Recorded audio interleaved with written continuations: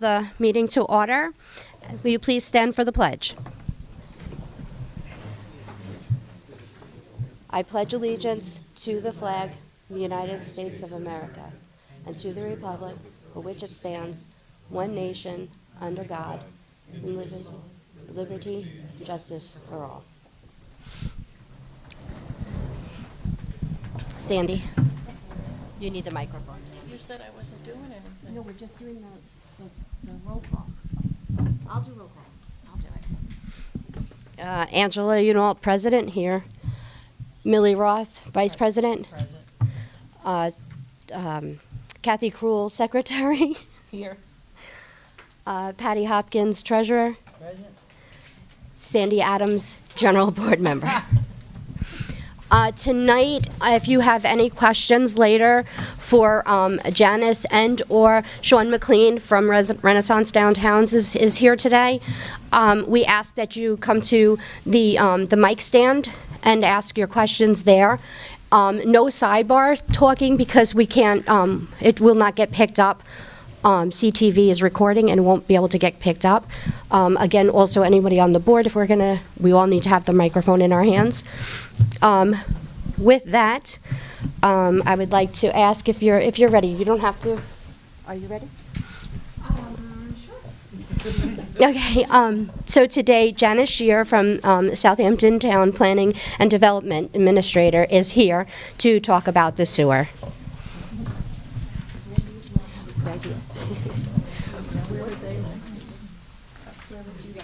Here. Yeah. There you go, Mike. Thank you. That's for you. Thank you. Good evening, everybody. Thank you so much for having me. It's a pleasure to see you all and to be here tonight.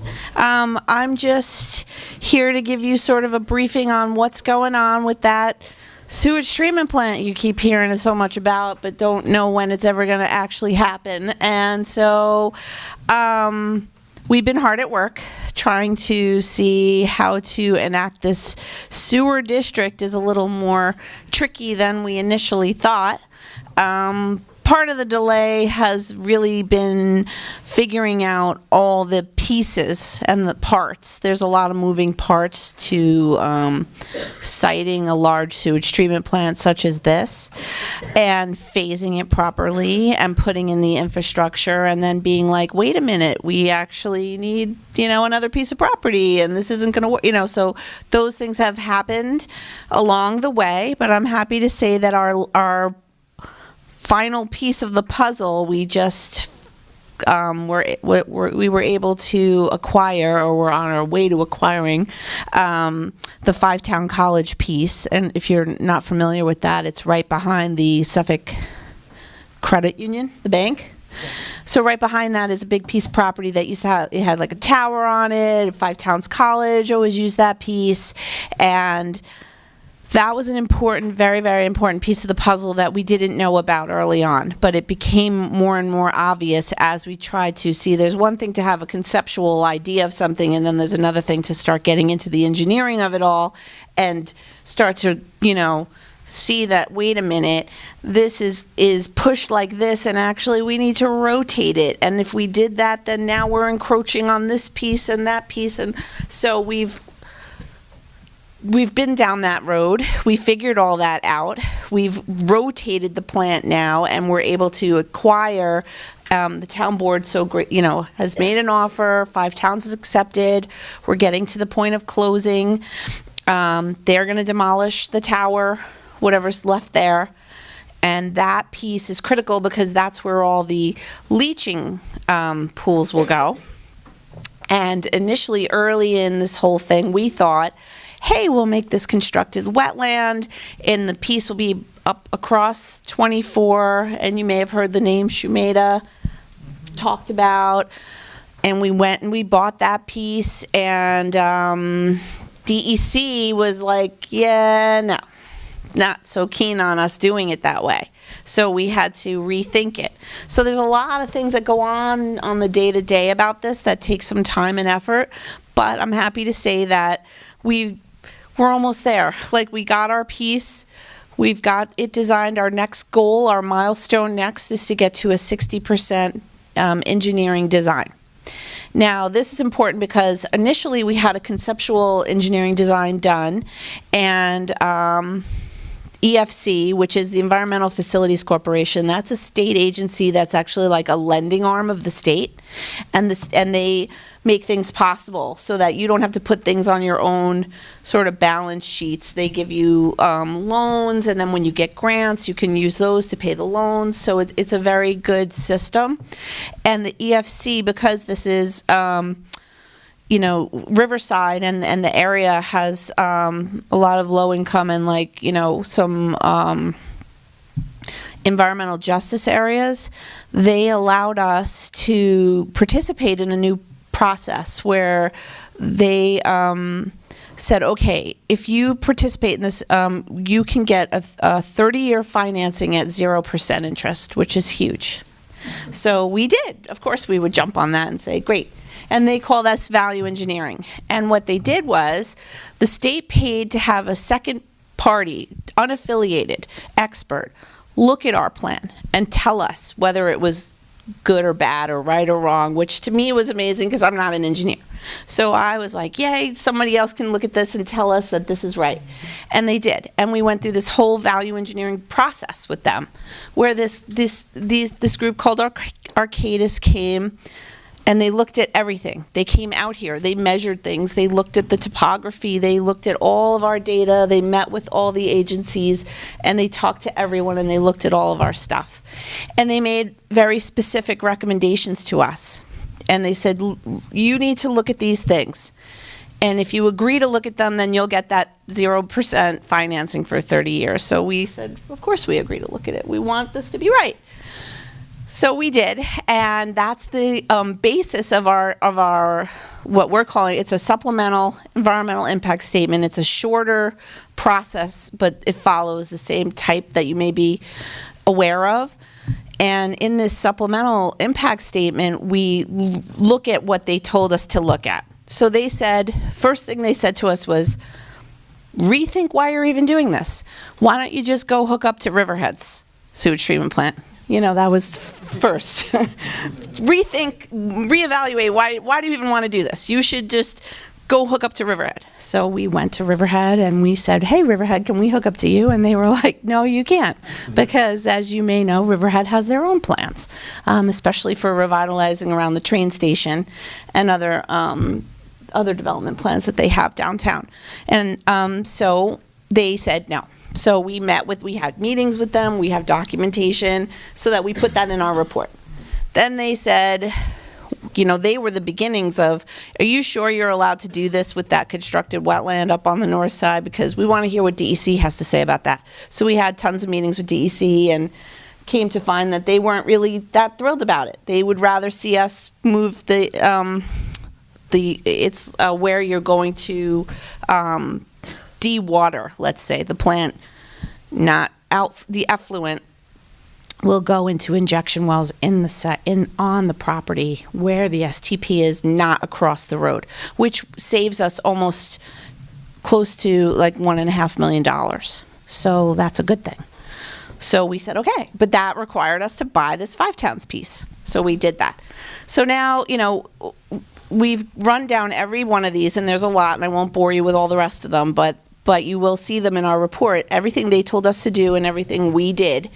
And then now we're kicking off that environmental review process. And this will also suffice for the federal review process so that we're in line. And the good news is, as we were doing all this, we're also applying for every grant we see.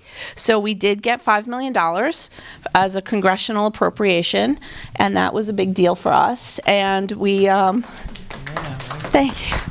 And we got $250,000, $250,000 from the Suffolk County, and we did apply for $10 million from the state, and that was our biggie, and we were declined. And it wasn't because of us; it was because mostly no Long Island communities really got any money that election cycle, and it's, potentially the governor was really trying to beef up like upstate projects and things along those lines. But we had a debrief with that state agency, the Water Quality Committee, to see where we were deficient, maybe we could do better. They gave us some feedback, and we'll be reapplying this round. So, so we line ourselves up for every grant we can think of. We put it out there. We also just recently applied for the CPF water quality for $7 million. The CPF, the town board, has been very supportive, and they gave us CPF funding already where I created a capital project. I was able to get our consultants in line, we were able to pay for these acquisitions and all the survey work, easements, all the things that go into this are a lot. But we've been doing that. And then Arcadis, that third-party value engineering company, will come back in at that 60% design, that's our next sort of goal, and reevaluate and make sure that and they do this to make sure that we're not wasteful or using public dollars in a way that's not appropriate. And so they keep us making sure that everything that we say is of high quality and good value for the public dollar that is being spent. I'm just trying to think what else. We split this project into 2 phases. I don't know if anybody is aware of that, just to make it easier.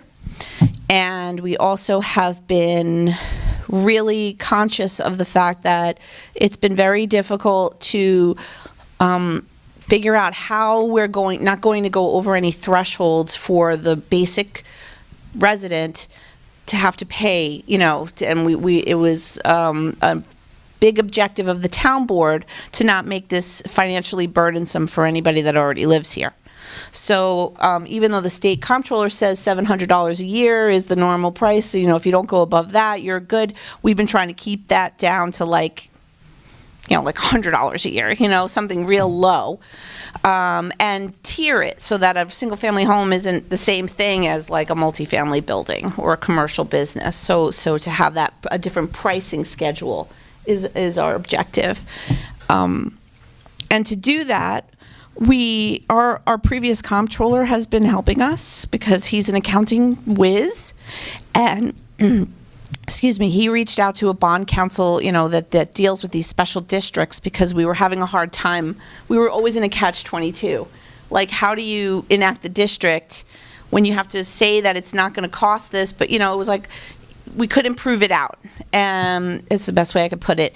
And so he reached out to some incredible attorneys that have seasoned professionals who understood this, and they figured out that there's a mechanism under town law, Article 12C, that we've never used before, that we can avail ourselves to as a town, which allows us to potentially dedicate money as a capital improvement district, spread that cost out to a wider area, and then once it's built, turn it over to the sewer district. So it makes a little more sense, and it evens that cost out, and everybody wins by having a healthy and clean Peconic Bay and estuary system. So that's our next goal, is to come to the town board to talk about that and how that would work. But we are very confident that that's the right answer. And we're so happy that we figured that out, because this was like a major problem, and Sean could attest to the fact that we were going around and around in circles on trying to how to figure that out. And then the other things that are super easy are just about getting small easements for pump stations. We're working with the DOT. They're going to give us an easement to put a pump station at that recharge up on the north side of 24, and a couple of other small property owners are giving us some easements.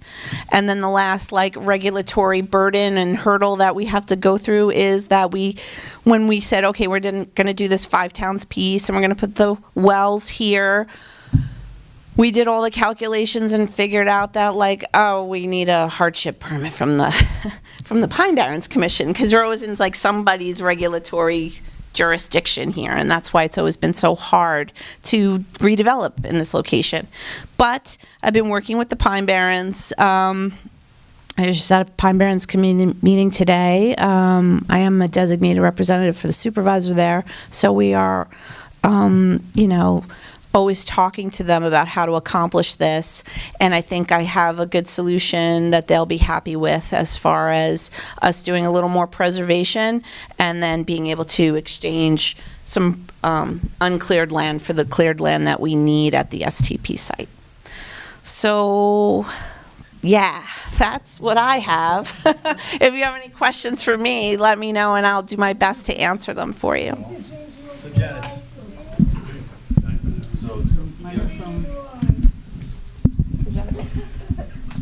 It's got a big tail. It's got a big tail. You should go under. Yeah. Here, let me hand it to you.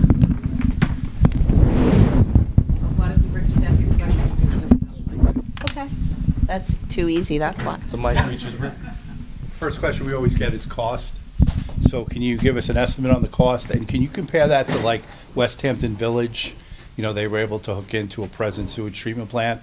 You know, like what would the cost and how big a deal is this?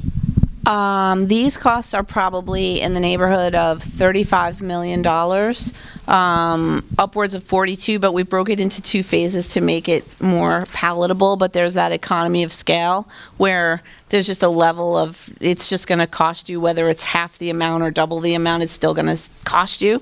So, yeah, it's a bigger cost than West Hampton because all they had to do was just hook up a pipe down the road, you know, then get to Gabreski Airport and some pump stations. And then, but for us, we're literally putting in all the infrastructure and the plant itself. And we've broken that down because of the fact that in grant world, you're able to say, this is the conveyance system and this is the treatment system. You're able to break it into two things, which is good for us. We want to do that so you'll notice resolutions talking about conveyance, and that's the pipes, and then talking about the actual, you know, machinery is a different cost. But we worked with, and as you know, the board granted West Hampton Beach the CPF money to be able to do that, and you're doing the same thing here. Oh, nice. I have two questions. First of all, thank you for being here, and that was a lot of information, I thought. Good information and good news. First of all, would you explain an easement? You said that some of the monies went to getting an easement, you know, like, what is this thing? Oh, what is an easement? Yeah. An easement is an interest in real property. So if I want to let you drive back and forth. Oh, thank you. If I wanted to let you drive back and forth across my property, I would have to grant you an easement. And in this case, it would be a waistline or Yeah, in this something case, it's a utility line. And so we need to get across properties that aren't necessarily in the road. Most of it is in the road, on the side of the road. You know, they'll open up the road, they'll put the pipe. You see this all the time with gas lines and everything else. They're just going to put that pipe and they're going to cover it back up and make it look just as it did or better. But in certain cases, we have to cross private property. And in those cases, we'll literally purchase easements.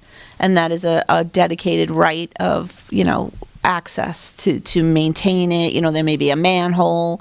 There's a way to get to whatever's underneath that roadway, you know, a pipe. So if anything happens, we can get to it. And that's really just the town has an interest now in that property. The public suddenly has an interest, and we lay that out on a survey and describe it with meets and bounds, so it's very clear. Thank you. Incredibly important for a project like this, various easements. It's, you know, and that's a new thing that we have some survey work to do. In addition, that's coming up now. It's becoming more and more important to get that right. So we're getting more and more granular and being able to say, well, we need this easement and it's this.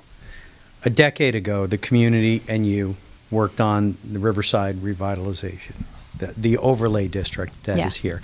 How does this effort, the sewer district, how does that help the efforts of the Riverside redevelopment concept? Right. Well, the Riverside Revitalization Action Plan, is predicated on the sewage treatment because that was the whole thing about why there could be no new development, is because there's no way to treat the, you know, sanitary waste. The IA systems didn't give you that enough density for anybody to really see it as a true investment. You know what I mean? Whereas, so this plan allowed for additional density, but of course, doing it in phases helps us phase in and sort of absorb that and see how it goes before you just go all in And it kind of is a little checkpoint too. It's a bit of a check and balance, even though it just helps us into more than one way to build, because you can build these, the treatment plant can be built in modules. So we put the first 2 modules in, allow for the development, and this is important. It's not just new development, it's existing development that gets hooked up, half and half. So it'll be just half the existing and half for the new.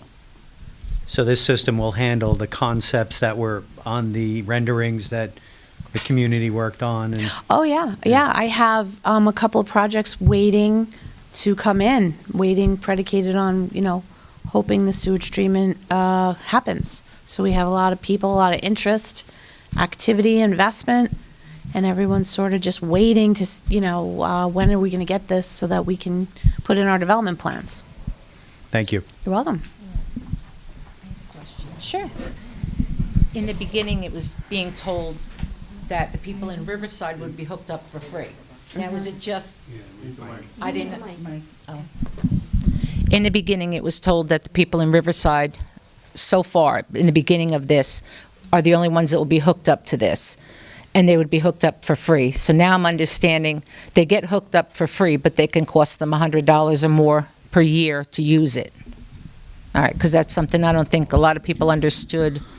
Initially, there was a lot of talk about it should be free and no one's paying anything, but when it comes to like the legal technicalities of things, we can't just, it has to be a benefit. It's called ad valorem, and it's got to be a benefit to everyone equally benefits. So that was one of our problems. CPF is able to pay for the existing development to be hooked up. So that is true. The user fees, we're going to structure it so that if you're a single family house, you have a very low fee versus a multifamily building. So we'll tier it so that it's not going to be a lot of user fee. But anybody who hooks up to a sanitary system, the way that the law works is, you have to pay for it. It's like a usage charge. So we can't get around that. But if you're very low income, we've been talking about creating like a grant program to like rebate or reimburse people to help. And eventually it will be brought into Flanders also. I don't know about that. Okay, because we were told one of the things they wanted was to have it eventually come this way and then possibly into Hampton Bays. I don't think that the same sewer system would be in all those 3 places. Hampton Bays would have their own. Okay. Flanders, there's already been a feasibility study. Another like small, maybe we can connect Flanders to this. That would be the best bet. But this is really just this area right now. Okay. And then, I hope I'll be retired and not have to extend it. No, I'm just kidding. Yeah, there's ideally we want to hook everybody up and have clean water. That's the idea. Yeah. So. Do you have a timeline for how, am I going to be alive to see this? I surely hope so. So right now we're in this SECRA, which is the environmental review process. We're re-upping our plan for, the funding to always keep that 0% 30-year loan. We've got that locked up, so we want to keep that there. We're going to complete our environmental assessment, get our hardship permit from the from the Pine Barrens, get approvals from EFC and DEC, and then we can go out to bid to build it. But in reality, is this going to be 10 years? I really hope not. I mean, we were hoping like a year last year, and now I'm here saying another year. It does, we move at the speed of government. I'm dealing with mega bureaucracies, so it's not just our government.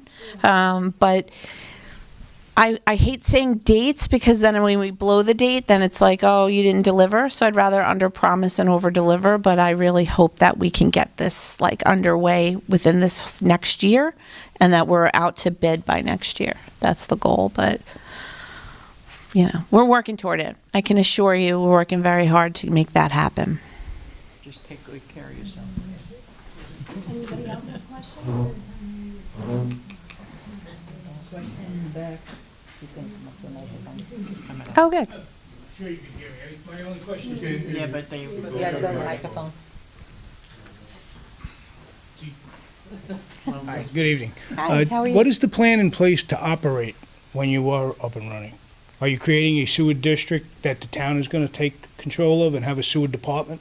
It's a municipal district, but the town can contract out. So the town can either give it to the county to run, or we can have a private operator. We can bid it out and just have a But private That operator. decision hasn't been made yet? Not really. I don't think we're going to have our own municipal district. I think that we'll just contract out one way or another, either the county or a private sewer operator. And But would- I don't think we're going to create like a new arm of public works like the county has. That I don't see that But happening. the town would collect the taxes on it? It would be a taxable district? Oh, through the yeah, town. oh, You yeah. would pay to the town. That's right. So you would then be able to vote on, Yes, yes. At first, it'll be a capital improvement project in a discrete area so that we can spread that cost out to a greater area. Then it will just be within creation of a sewer district, and then that district, 51% of the votes carries the day, as you probably heard Kathleen Murray say, and that means that 51% of the people within that district have to vote affirmatively in order to, because it is a taxing district. it's a taxing district. Yeah. And then you would choose a third party, or it wouldn't not be the town.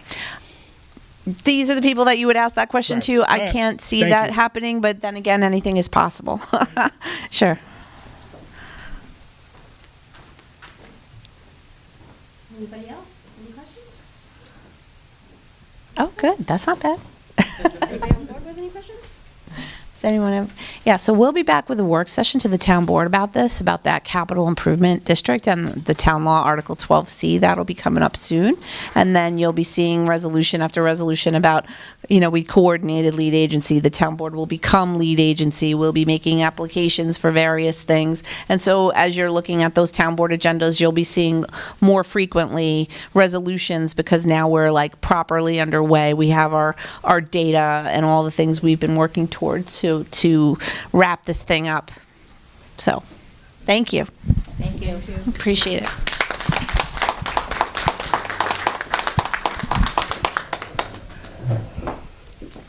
So in the beginning, I did not thank and welcome Tommy John, Rick Martell, and Cindy McNamara. Thank you all three for being here today. Tough to get three of us in one. I know. We locked the door. And again, I'd like to thank Janice for taking the time today to bring us all up to speed as to what has been happening. Are we going to stop recording now? Okay. We're going to continue the regular meeting.